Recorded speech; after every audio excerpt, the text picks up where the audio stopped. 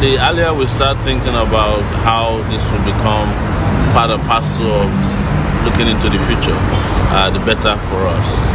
And the important thing is for us to continue to have synergy, fight, organize, and stop agonizing about Nigeria. I have said it after the election that one of the things we need to do right away is to start thinking about a revolution, and I'm serious about it. And the more I travel around the world and in some of these small countries, the more I travel around Nigeria, which I did extensively during the election, the more I see the need for this revolution that we're talking about. That without some form of an upheaval, we will not see in Nigeria of the future that all of us can be proud of. So it's the reason I'm always talking to you, and I will continue to do so. Sorry that I haven't been as frequent as I wanted to be. It is not easy to do so many of the things we did during the election, considering that apart from the regular politicians, we in AAC Take It Back movement had regular jobs. We have our daytime job. We don't rely on politics as a means of survival. That's part of what is killing Nigeria. So we had to, as many of you do, work very hard, earn our own living, and to do what is right every day. And you realize that we will get back in shape when you have people like us or people like yourselves who actually do something for a living, and not people who only hope to get something when they get into office. So there's the level of suffering that was visited upon Nigeria immediately after election is very clear. Those things that we stood for, ideas that we espoused, were the best. And people are talking about them tomorrow. They're talking about June 12th, talking about all of our policies on healthcare, education, agriculture, infrastructure, power, and everything is now the dominant idea. I was reading the other day that Dangote is talking about the fact that in the last 18 years, Nigeria hasn't been able to add up to 1,000 megawatts of electricity to the national grid. But Dangote is repeating the things we said, that without electricity, we cannot move forward, and that the electricity sector, the power sector in Nigeria is being held to ransom by a cabal in the country, which I'm sure Dangote is also very part of. So don't be distracted that, we will eventually and firmly and permanently be in that place and position to take our country back, and there's no going back about it. I will be returning home. As you know, I'm all over the place because what needs to happen in Nigeria is a global movement and effort, and we will lead that. And it's not about me alone. It's about recruiting Nigerians, ensuring that we fight for those things that are important for our lives and survival in the next 4 years and beyond. It's to start building the foundation for it. Yes, I agree with so many of you that said, we should ensure that we start early in the game and make sure that we are in the eyes and minds of our people. But it's all about all of us, and to have a synergy between home and abroad. People who love their country but cannot afford to live in those countries. We've had more people migrate out of Nigeria, and today I'm talking about migration at this conference and how it is covered by journalists around the world. We had people migrate out of Nigeria in the last 2 years than we've seen, even though that over the period of June 12 and SAP, Structural Adjustment Program, because people just cannot afford to live in Nigeria. Nigeria has become an unlivable place, and you find a situation where even people who are in government offices, public officials, are out there writing exams to migrate to Canada.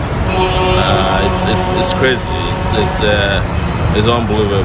But you see, as I often tell you, Nigerians are surviving everywhere. As you'll see tomorrow, I went out last night here in Athens to find that there's a flourishing Nigerian community, people who are hardworking.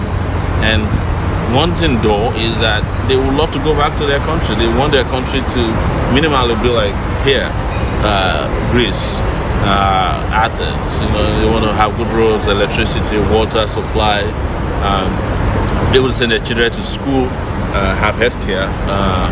It's just something that are basic, and what other people or other countries take for granted. So in a bit, I will show you around here. We're actually somewhere called the Lighthouse in Athens, and from there you can see a little bit of Athens. I invite you to see Athens with me. I'm going to walk around it. But this is Athens right here. This is from the Lighthouse, and I'm going to try and go to the edge so you can see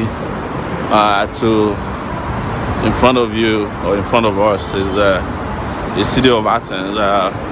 Almost from here you can see the entire city, almost from here, and that is the beachfront over there. And just interestingly, you'll be surprised that Nigerian politicians are also here buying houses. That's what I was told last night. They say they love to come here. There's an island not far from here where some of them have treasure homes. So this is Athens. This is part of the conference I came for. People in the background, they are part of this conference, and I'm going to walk you to the other side of Athens. Just see how countries function and how countries are deliberately built to just be a place that their people are proud of. And if you remember, a few years ago, Greece was in turmoil, economic turmoil. They had no money, and they had an economic meltdown.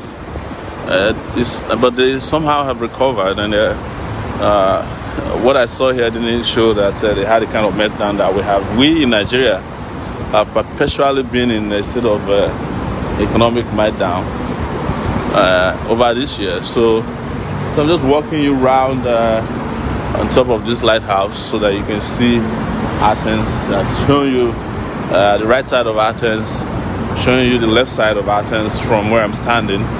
So it's a very interesting place. It's a stadium right in front of us there, and it's just to show to you that there's no excuse for the way Lagos is. There's no excuse for the way Abuja is. There's no excuse for the way Bauchi, Kano, Kaduna is, Owerri, Port Harcourt, Benin City, Akure, Abeokuta. No excuse for the terrible condition of our own country and our people. So this is just showing you around almost 360 degrees, guys, of the city of Athens. So this is not to say that they don't have their own challenges. They do, but it's just that whereas they have people who are tackling their challenges, it looks to me like there is no one out there in Nigeria who is interested in tackling our own challenges. They are only interested in using our challenges for their own economic benefits, and that's how and why we're different, why our situation is the way they are. So I'm happy to reconnect with all of you again, and happy that we will be talking again. I will be doing more and more of these live streams. It may not be at the kind of frequency we used to have before, but we will be talking. So it's just right now at this point we have, as a matter of fact, 360 degrees of Athens. So I'm going to greet all of you who have regularly joined us. I see Ola Johnson there. I see Andy Obeya watching. Wherever you may be around the world in Nigeria, let me just say good afternoon from the city of Athens. And for those of you who are here in Greece, Athens in particular, we have a town hall meeting tomorrow. Just a meeting with the community here to keep discussing the future of Nigeria. So if you can stop by, that would be great. I'm hearing from the organizers that there's a good interest in this. If you want to find out about it, if you're in Athens, you can inbox me. I'll send you the contact for the organizers who are doing a great job at this point. So guys, that's pretty much what I want to do this afternoon, and just to say hello to everybody. If you have any questions, next 5-10 minutes, this broadcast will be wrapping up. You can ask me and I will try and address them. But if you don't have, you might just be on the lookout for the town hall meeting here tomorrow, which is starting at 5 p.m. To discuss